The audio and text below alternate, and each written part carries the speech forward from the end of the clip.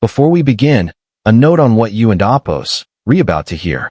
This video presents a documented historical hypothesis. Genealogical records are real. Interpretations are debated.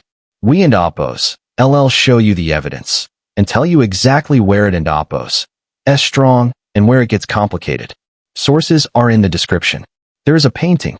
It hangs in the Royal Collection in London. You can go see it right now. It was painted in 1761, commissioned by the British royal family themselves. And it shows something they have spent 2.5 centuries pretending ISN and Apos T there. Look at her face. Let and Apos S go back to the beginning. 1761. Britain is the most powerful nation on earth. The transatlantic slave trade is at full speed. Ships leave Bristol and Liverpool, sail to West Africa, return loaded with enslaved human beings who are sold into sugar fields and tobacco plantations across the Americas. The money is obscene. The empire is built on it. And to protect that empire, to make slavery feel not just legal but natural, Britain and Apos S intellectual class is hard at work building a justification. Scientists publish papers claiming African people are biologically inferior. A separate species, some argue. Philosophers write that they lack the capacity for reason. This is not fringe thinking. This is mainstream British science and philosophy in 1761. And right in the middle of all of this, King George III picks his queen. Her name is Sophia Charlotte of Mecklenburg-Strelitz. She is 17 years old. She speaks no English. She is from a part of Germany so obscure that most of George and Apos S own court had never heard of it. And according to multiple historical sources, she has non-European ancestry. Here in Apos S where it gets complicated. Because the word black is doing a lot of work in this story. And it deserves scrutiny.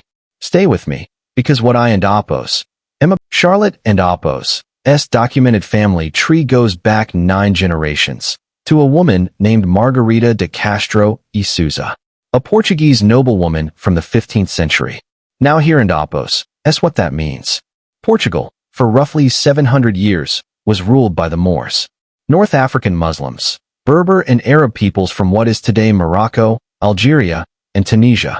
For 7 centuries, they ruled the Iberian Peninsula. And during those 7 centuries, intermarriage between Moorish nobility and Portuguese aristocracy was and Apos T just common. It was inevitable. By the 16th century, Moorish heritage ran through multiple branches of the Portuguese royal house. Researcher Dr. Mario de Valdez y Cockham, a genealogist who spent years tracing this lineage, believes Margarida descended from King Afonso III of Portugal and a Moorish noblewoman. That ancestry passed down 9 generations, until it reached a girl who was about to become Queen of England. Now, I need to stop here and be precise. Because the word black is doing a... When Charlotte arrived in England, people noticed. Baron Christian Friedrich Stockmar, a physician with direct, personal access to the royal family, made written observations about Charlotte and Apos S physical appearance suggesting mixed ancestry. He was not alone. Multiple contemporaries inside the royal circle made similar observations. Were they right? Were they projecting racial obsession onto a German woman and Apos S natural features? We genuinely don't and Apos T know. What we know is this. Painter Alan Ramsay, commissioned by the palace itself, produced those 1761 and 1762 portraits showing a woman with distinctly broader features and a deeper complexion than virtually any other European royal portrait of that era. And then, over the following decades, she gets repainted. Again and again. With each new painting, she looks more European. Narrower nose, thinner lips, lighter skin, same queen, different face. Every single time. Think about the problem the British establishment was facing. They had built an entire intellectual empire on the idea that European blood meant superiority.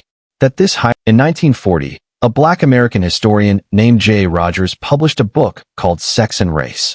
In it, he identified Queen Charlotte as a woman of African descent and traced her Moorish lineage in documented detail. The British establishment called him a fringe theorist, a propagandist.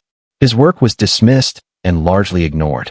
In 1999, PBS aired a documentary that sent professional genealogists back through Charlotte and Apos S family tree. They traced it. They documented it. They found the connections. The British royal family and Apos. S response? Nothing. Silence. No comment. No DNA testing authorized. No acknowledgement. That silence is its own kind of answer. Now, I want to be straight with you about the genetics, because intellectual honesty matters here. After 9 generations, a single ancestor contributes about 0.2% of your DNA. That is an almost vanishingly small fraction. So the idea that Charlotte visibly carried features from a 9-generation-old ancestor, that and Apos, is genuinely weak as an argument. But here and Apos, S what ISN and Apos, T weak. If there was nothing to hide, why did the portraits change? If her features were just normal European features being misread by racially obsessed observers, why did the palace commission paintings that progressively made her look more European? Why did they stop mentioning the Portuguese lineage? Innocent people Don and Apos, T paint over themselves. The cover-up is the evidence. Charlotte herself seems to have understood exactly what she was. She personally supported Olaudah Equiano, a formerly enslaved Nigerian man whose 1789 memoir became the most powerful abolitionist document of the 18th century. For a sitting queen, whose husband and Apos' government profited directly from slavery, that support was extraordinary.